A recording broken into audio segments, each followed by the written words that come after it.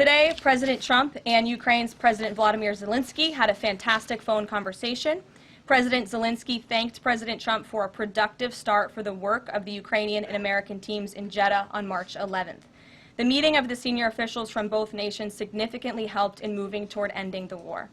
President Zelenskyy thanked President Trump for the support of the United States, especially the Javelin missiles that President Trump was first to provide and his efforts towards peace.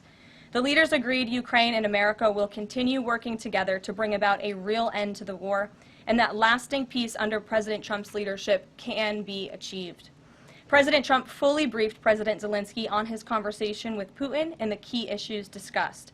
They reviewed the situation in Kursk and agreed to share information closely between their defense staffs as the battlefield situation evolved. President Zelenskyy asked for additional air defense systems to protect his civilians, particularly Patriot missile systems, and President Trump agreed to work with him to find what was available, particularly in Europe. The two leaders also agreed on a partial ceasefire against energy. Technical teams will meet in Saudi Arabia in the coming days to discuss broadening the ceasefire to the Black Sea on the way to a full ceasefire. They agreed this could be the first step toward the full end of the war and ensuring security.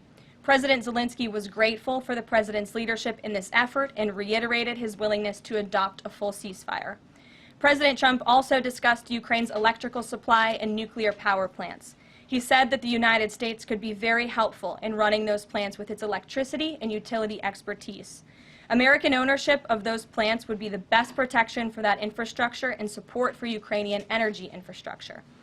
President Zelenskyy also thanked President Trump for continuing to push humanitarian concerns, including the exchange of prisoners of war. He noted they had just had a successful exchange and thanked the president for his leadership on that.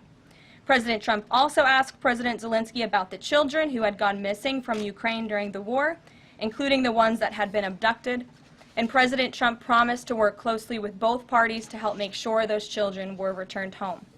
They agreed all parties must continue the effort to make a ceasefire work. The presidents noted the positive work of their advisors and representatives, especially Secretary Rubio, National Security Advisor Mike Waltz, Special Envoy Kellogg, and others. The presidents instructed their teams to move ahead with the technical issues related to implementing and broadening the partial ceasefire.